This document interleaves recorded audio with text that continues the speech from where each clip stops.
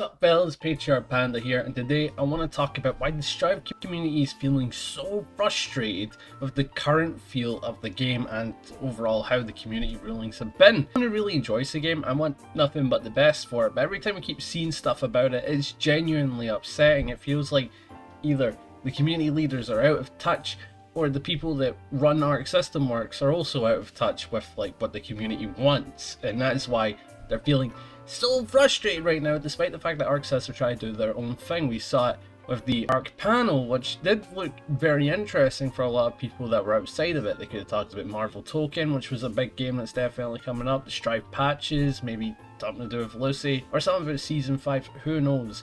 But they came into showing a bunch of their own unique IPs, and I thought that was kinda cool. And it was disappointing in the Strive community because they stayed up for it. They're like expecting something. It was disappointing for the Marvel community because they stayed up like waiting for something. But at the end of the day, it's going to be focused on what arcsys wanted to do. I think that is what really disappointed a lot of people, is that there wasn't even a smidge of news for something being known as the fighting game company, is what a lot of people call arcsystemworks. Hell, Daisuke himself even says at the end of the interview. A lot of people got in the mentality of like, what is happening to my Guilty Gear? What is happening to my arcsystemworks? They're very out of touch. And you know what? It was definitely upsetting, but at the end of the day, we do have the panel coming up on the 4th of July, where someone's going to be playing Lucy, and maybe potentially a patch notes if we get something with or with that character. But at the end of the day, we still got something coming up. But the Marvel Token fans, I totally understand, because you know this was a new IP, it was just announced, there was a bunch of interviews, so surely something would be talked about, right? So I can kind of get where they're coming from. I feel like the Strive community definitely a little weird about this one. Like, why are you getting all uppity? There's Lucy stuff. And you know, it's an arcsys thing to show off arcsys things. Were a lot of them impressive looking? No, not really. Was there a couple of standouts? Sure. But like, at the end of the day, I get where you guys are coming from, but come on, let's not be babies about it, you know? This problem why Strive community is extremely frustrated right now is because of this document.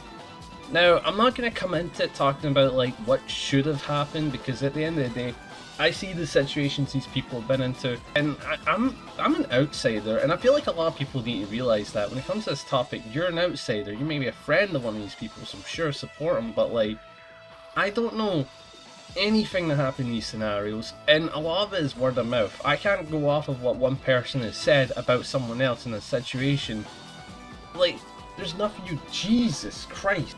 Yeah, I want to sympathize with a lot of them. I do want to see the best out of them, because I want to see the best out of anybody that's been in a bad situation or performed a bad situation, because we're all human, right?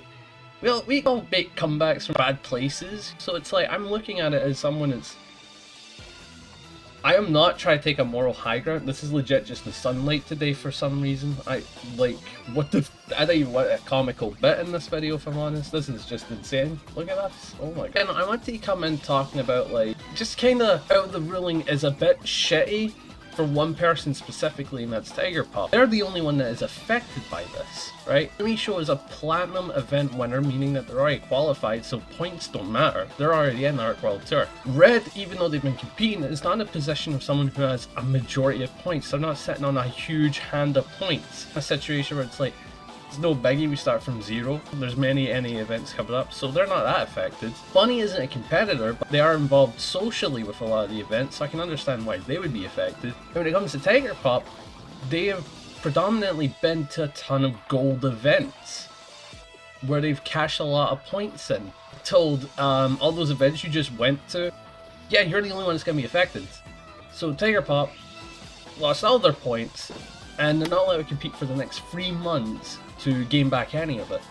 The only person that's getting hit right now is Tigerpop. That's why a lot of people feel like the ruling is unfair. The 3-month ban is specifically on Tigerpop. No, it doesn't affect anybody else. Show still qualified. Red is not in a situation to be anywhere near qualifying right now. That does affect their run, but a lot of the NA events are happening after the summer, after EVO and all that. It's gonna be happening like during December and all that shit, happening in January next year. It's mad. It's absolutely mad. But I get it. There has to be some type of punishment for a lot of the things that have been going on, but I just don't think this is it. You're singling out one player compared to the rest. Like, everything that's happened, you're not really treating it with severity. You're like, everyone's getting punished the same, despite the fact that there was different problems going on with every individual, and I don't think that's very fair.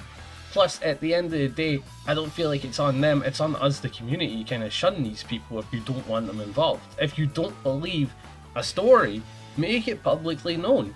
And I'm in a situation where, again, I'm an outsider, I'm not going to comment on it, so what is it, the son, am I doing telling you who should or shouldn't be banned? I'm not going to do that. I'm just going to go with the mentality of I don't know who to trust, because I don't know them, and I'm just going to move on. Finally, to talk about the game, and that is the balancing. The balancing of the game is currently kind of going through it right now, as in a lot of people do not enjoy this current meta, because they feel like it's too big body oriented. And you know what? They're not that wrong. They're actually not that wrong. A lot of these stronger members of the cast have some chunky health to them and some chunky damage, whereas if you play someone with this type of health bar and this type of damage, it's not worth it. It's genuinely a bad play. There's a reason why people think Eno is not really that strong of a character. There's a reason why people think Bridget is not that strong of a character right now.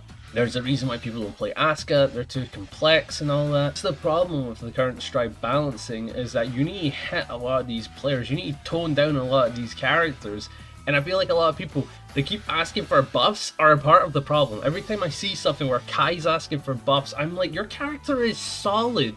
Stop looking at what they are and thinking, I want to be like that. It's party mode. That's Dragon Ball FighterZ Season 4. We don't want that. What I would tone down is the way characters use 100 bar or 50 bar, aka that quick RC. Potemkin should not be doing this type of play with 50 meter. Just without a doubt, he shouldn't be doing that. It's ridiculous. He's able to whiff a throw and do a 50-50, and if he lands it, he gets the bar back, he still has that meter for the 50-50 to be safe again. That is why he's brutal. A character like Johnny needs a weakness. He doesn't have one, right? Potemkin is at least whiff punishable, make him even more whiff punishable. But Johnny doesn't have a weakness. His buttons are insanely good. Mistfinder is an insanely good tool that's hard to punish. I know it's minus 15.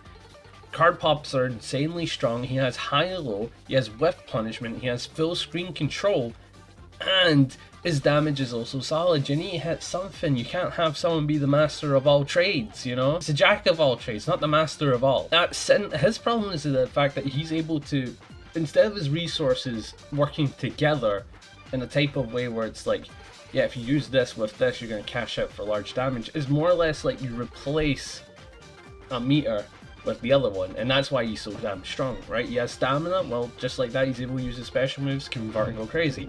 He's out of stamina, he's gonna have RC. He uses RC instead, converts, gets crazy.